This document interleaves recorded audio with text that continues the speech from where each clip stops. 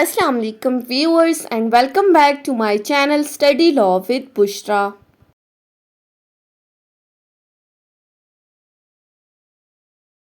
So we were discussing Contract Act 1872. We have discussed up till section 45. In this video we are going to discuss section 46 to section 50 of Contract Act 1872.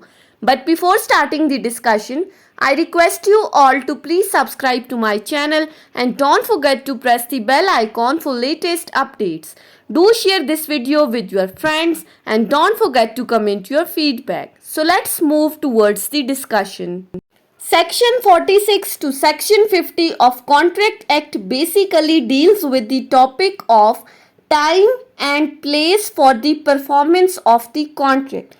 Basically in sections के अंदर time, किस time पर contract को perform करना है और किस जगह पर कॉन्ट्रैक्ट को परफॉर्म करना है ये डिस्कस किया गया है।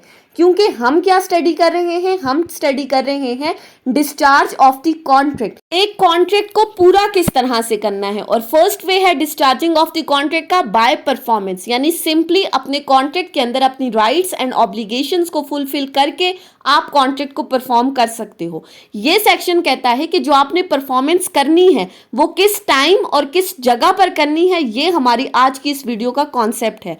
सो स्टार्ट करते हैं सेक्शन 46 से। सेक्शन 46 कहता है time for the performance of promise where no application is to be made and no time is specified. अब इस सेक्शन के अंदर दो सिचुएशंस डिस्कस की गई हैं कि जहां पर कोई टाइम स्पेसिफाई नहीं है तो आपने कॉन्ट्रैक्ट किस टाइम पर परफॉर्म करना है and no application is to be made. अब no application is to be made से क्या मुराद है, आप जितने भी अगले सेक्शंस हम डिस्कस करेंगे उनके अंदर यही वर्ड यूज हुआ है। नो एप्लीकेशन मेड का सिंपली मतलब है कि रिक्वेस्ट करना, यानी कि जब तक प्रॉमिसर को ये नहीं कहेगा कि तुम इस कॉन्ट्रैक्ट को परफॉर्म करो तब तक कॉन्ट्रैक्ट प्रॉमिसर की तरफ से परफॉर्म नहीं किया जाएगा। यानी कि प्रॉमिसर की ड्यूटी है कि उसने कॉन्ट्रैक्ट को परफॉर्म करना है, लेकिन ज़रूरी है कि प्रॉमिसी की तरफ से उसको बताया जाए कि फ़लाँ टाइम पे फ़लाँ जगह पर तुम कॉन्ट्रैक्ट को पूरा करो, तो तब प्रॉमिसर अपने कॉन्ट्रैक्ट को पूरा करेगा। ये सेक्शन कहता है कि जब प्रॉमिसी की तरफ से भी नहीं कहा गया और कोई टाइम भी स्पेसिफाई नहीं है तो फिर किस टाइम पीरियड के अंदर आपने कॉन्ट्रैक्ट को परफॉर्म करना है। So section 46 states, whereby contract a promisor is to perform his promise without an application by promisee and no time for performance is specified, the engagement must be performed within a reasonable time। कि जहाँ पर promiser और promisee के दरमियान एक contract हो चुका है और उस कॉन्ट्रैक्ट के अंदर टाइम पीरियड स्पेसिफाई नहीं किया गया कि कब आपने इस कॉन्ट्रैक्ट को परफॉर्म करना है और कोई एप्लीकेशन नहीं की गई प्रॉमिसी की जानिब से, then the contract must be performed within a reasonable time by the promisor. तो प्रॉमिसर ने कॉन्ट्रैक्ट कब परफॉर्म करना है, उसने रीजनेबल टाइम पीरियड के अंदर इस कॉन्ट्रैक्ट को परफॉर्म करना है। Now what is the reasonable time period? It is a question of fact and it varies from case to case. It always depend upon the circumstances of the case. Case के हालातों वाक़यात, case की nature पर depend करता है ये reasonable time. For example, हम एक example से इसको डिस्कस कर लेते हैं कि अगर तो प्रॉपर्टी को सेल करने के मुतालिक कोई कॉन्ट्रैक्ट हुआ है, तो अब जब कोई प्रॉपर्टी सेल आउट करनी है तो वो कुछ घंटों के अंदर या 1 से 2 दिन में तो सेल आउट नहीं हो सकती। ऑब्वियसली इसके लिए आपको कुछ रीजनेबल टाइम चाहिए, 1 महीने का, 2 महीने का। सो ये जो 1 से 2 महीने का टाइम पीरियड है ये रीजनेबल टाइम पीरियड है इस प्रॉपर्टी को सेल आउट करने के लिए। ये तो हो गया इमूवेबल प्रॉपर्टी से रिलेटेड। अगर तो फॉर एग्जांपल आपका कॉन्ट्रैक्ट है गुड्स की डिलीवरी से रिलेटेड और वो गुड्स पेरिशेबल नेचर की हैं, यानी कि वो जल्द ख़राब होने वाली हैं, तो उनके लिए रीज़नेबल टाइम क्या होगा? एज सून एज पॉसिबल, जितना जल्दी हो सके आप उन गुड्स को डिलीवर कर दो, यही उन गुड्स की डिलीवरी का रीज़नेबल टाइम होगा, इतने टाइम पीरियड में कि वो गुड्स ख़राब ना हो। So reasonable time case to case vary करता है और डिपेंड करता है सरकमस्टांसिस के ऊपर, हालातों वाक़यात के ऊपर। सो जहाँ पर कोई टाइम स्पेसिफाई नहीं है वहाँ पर आपने रीजनेबल टाइम पीरियड के अंदर कॉन्ट्रैक्ट परफॉर्म करना है। उसके बाद आ जाते हैं सेक्शन 47 के ऊपर। सेक्शन 47 क्या कहता है? Time and place for the performance of the promise where time is specified and no application to be made. अब इस टाइटल को देखें गौर से, टाइम स्पेसिफाई कर दिया है लेकिन no application made by the promisee. ये सेक्शन 47 सेक्शन 46 के कॉन्ट्ररी है। वहां पर हमने क्या डिस्कस किया था कि कोई टाइम भी स्पेसिफाई नहीं है और कोई एप्लीकेशन भी नहीं है। यहाँ पर टाइम तो स्पेसिफाई है लेकिन टाइम के साथ साथ यहाँ पर प्लेस की भी बात की गई है।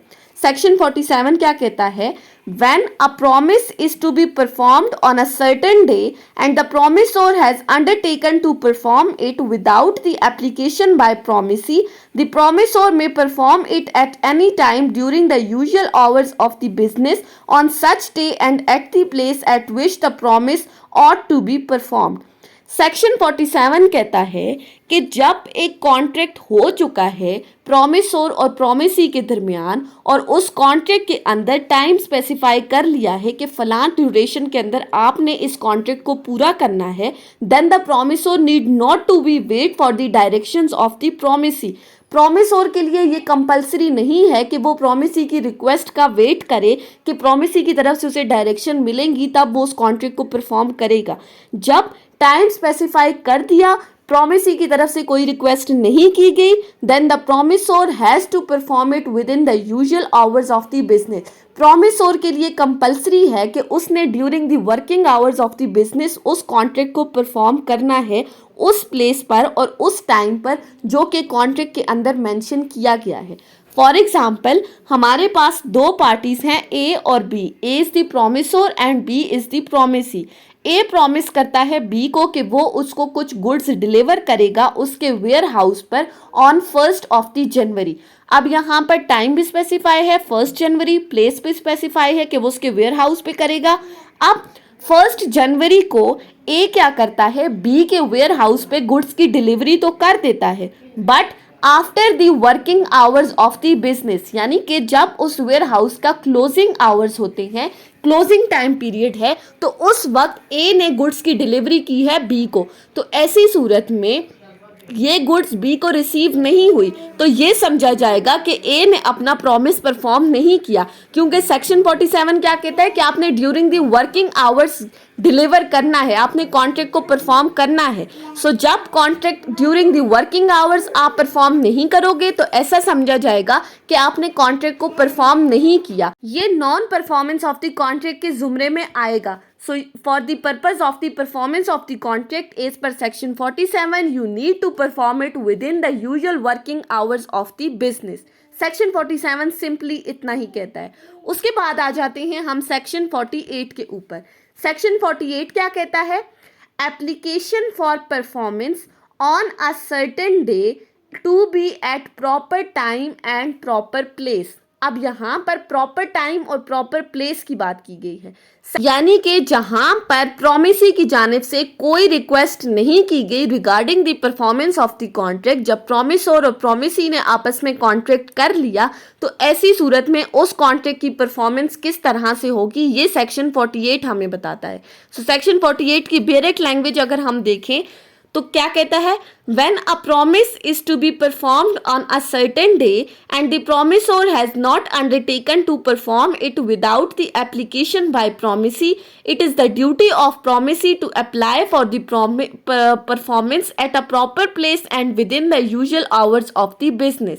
सेक्शन 48 कहता है कि जब एक कॉन्ट्रैक्ट प्रोमिसी और प्रोमिसोर के दरमियान बन चुका है और प्रोमिसी की तरफ से कोई भी रिक्वेस्ट नहीं की गई regarding the performance of the contract, तो ऐसी सूरत में प्रोमिसोर की ये ड्यूटी है कि वो प्रोमिसी को रिमाइंड कराएगा, मीन्स टू से कि वो उससे पूछेगा regarding the performance of the contract, यानी कि उनके दरमियान ऑलरेडी डिसाइड तो हो चुका है कि during the usual working hours of the business फलां जगह पर हमने इस कॉन्ट्रैक्ट को पूरा करना है।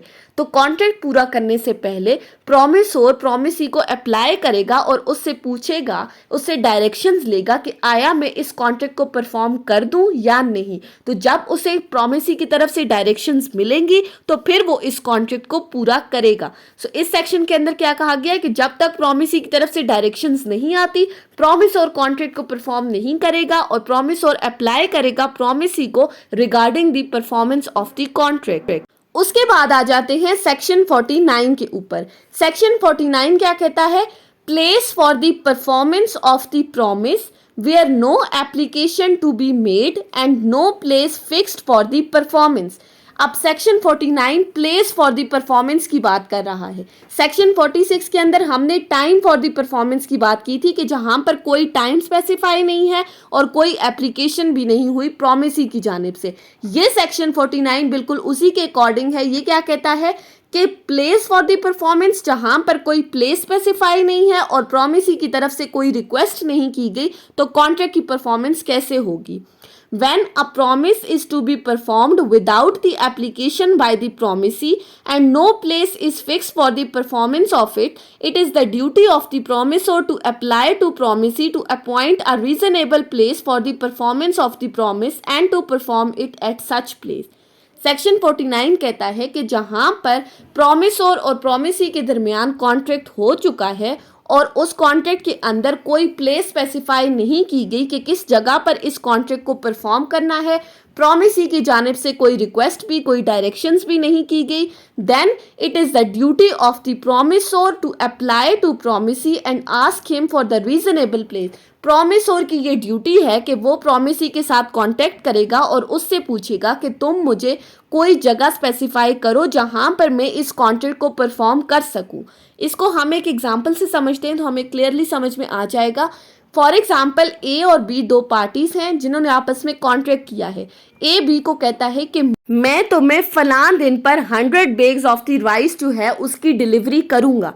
अब ऐसी सूरत में ए के लिए कंपलसरी है, जो प्रॉमिसोर है, कि वो बी को कांटेक्ट करेगा और उससे रीजनेबल प्लेस मालूम करेगा कि किस जगह पर गुड्स की डिलीवरी करनी है, क्योंकि उन्होंने डे तो स्पेसिफाई कर दिया है लेकिन जगह नहीं बताई। सो सेक्शन 49 कहता है कि जहां पर रीजनेबल प्लेस नहीं बताई गई तो ऐसी सूरत में प्रॉमिस और प्रॉमिसी को कांटेक्ट करेगा और उससे रीजनेबल प्लेस पूछेगा ताकि वो अपने इस कॉन्ट्रैक्ट को परफॉर्म कर दे। उसके बाद आ जाते हैं आज की इस वीडियो के लास्ट सेक्शन के ऊपर, जो कि है सेक्शन 50। सेक्शन 50 बात करता है परफॉर्मेंस इन अ मैनर और एट अ टाइम prescribed और sanctioned by the promisee। अब सेक्शन 50 के अगर आप टाइटल को देखें तो इस टाइटल में दो वर्ड्स यूज हुए हैं, टाइम एंड मैनर, कि जिस टाइम पीरियड और जिस मैनर के अंदर प्रॉमिसी प्रॉमिसोर को कॉन्ट्रैक्ट परफॉर्म करने का कहेगा, प्रॉमिसोर के लिए कंपलसरी है कि वो उसी मैनर और उसी टाइम पे कॉन्ट्रैक्ट की परफॉर्मेंस करेगा। Section 50 states that the performance of any promise may be made in any manner or at any time which the promisee prescribed or sanctions।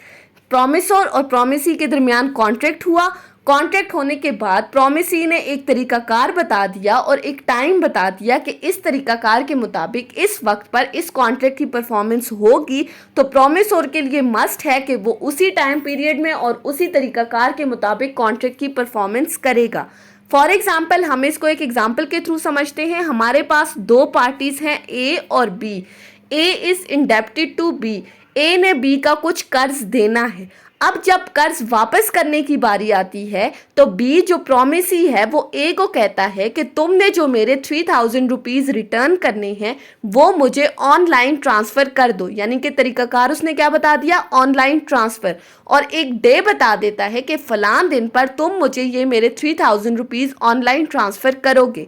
तो अब यहाँ पर जो हमारा प्रॉमिसोर है इस एग्जाम्पल के अंदर दैट इज़ ए, उसके लिए कंपलसरी है कि वो इसी तरीकाकार के मुताबिक बी जो प्रॉमिसी है उसको उसके पैसे रिटर्न करेगा, यानी कि ऑनलाइन ट्रांसफ़र करेगा और जो डे फिक्स हुआ है उसी फिक्स डे के ऊपर मनी रिटर्न होगी।